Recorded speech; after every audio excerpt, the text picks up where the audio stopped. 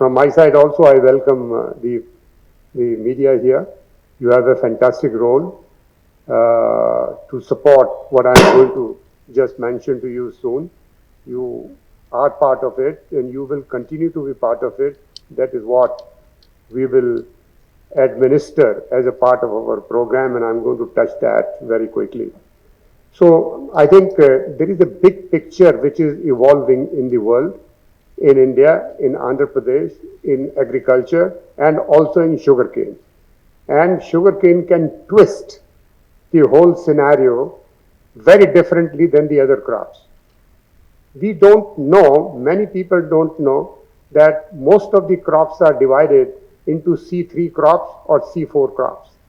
C4 crops, what is C? C is the photosynthesis pathway which a plant has adopted over the millions of years in terms of its capacity to synthesize food or the efficiency of the photosynthesis.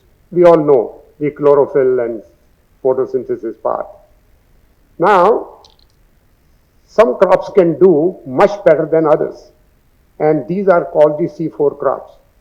For example, corn is C4 crop. All the pulses, not pulses, but the millets, these are C4 crops. And it is heartening to note that sugarcane also is C4 crop.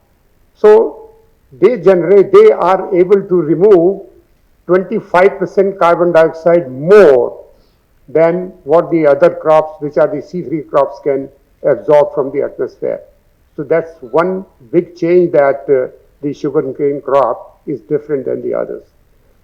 So keeping sugarcane crop as a base, it is also important that how much agriculture can impact the environment. Because when you go for the production of agriculture, you are utilizing water, you are using energy in terms of fertilizer. Not only fertilizer, but the mechanization part, when you do, the diesel is used. And the other chemicals, including the crop protection products and the labor usage, etc., which takes place.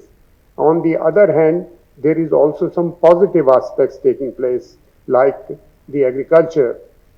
If there are 3 seasons or 4 seasons in a year, we are able to remove carbon dioxide almost continuously.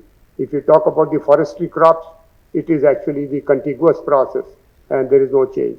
So I think the agriculture is one sector which needs much more attention to understand the role agriculture plays as a solution to the environmental related issues. Globally and also in India, there is talk on the energy side, which is we know the electrical vehicle or the cement sector, the steel sector. They are supposed to be the big, emitting the greenhouse gases. But I think we should we have to make sure that agriculture plays also the role which it deserves. Many of you may be knowing I was chairman of NABARD till last year. Now I just go over this one, and it's a very fascinating thing to look into the sugar as a crop, sugarcane as a crop, sugar as an industry, and the kind of a perspective actually that my previous speakers have put. They have put from the perspective of the crop, but I can give you a little bit more perspective from the industry side also. Sugarcane is a very wonderful crop, and many of you, if you read the history,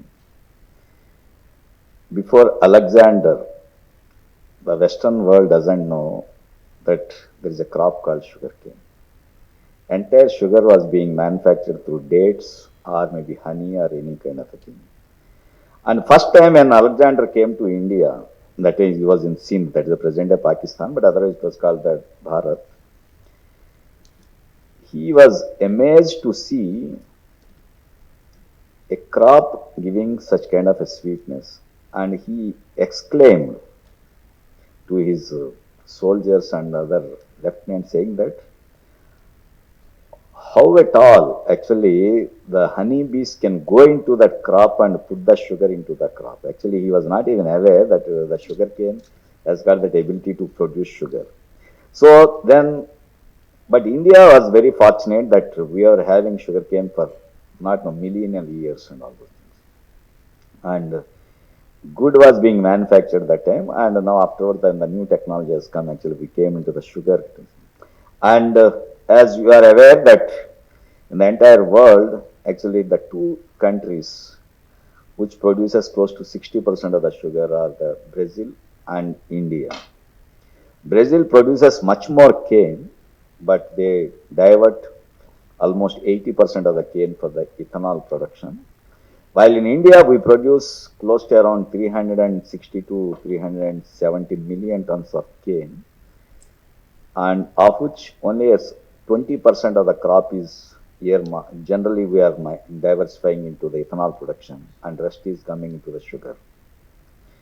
We require quite a lot of sugar. If you look into the consumption pattern, Indians consume substantial quantities of sugar. We produce close to around 32 to 34 million tons of sugar every year, and almost around 24 to 26 million tons of sugar we consume because all our festivals are around sweets.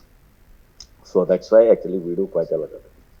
Now coming to really what exactly is the economics of this crop at the farmer level, at the company level, and at various levels. Now, as my previous speakers, both of them have highlighted really how the crop is. Actually, this is a very peculiar crop. It's a grass crop, but has got ability to accumulate sugar.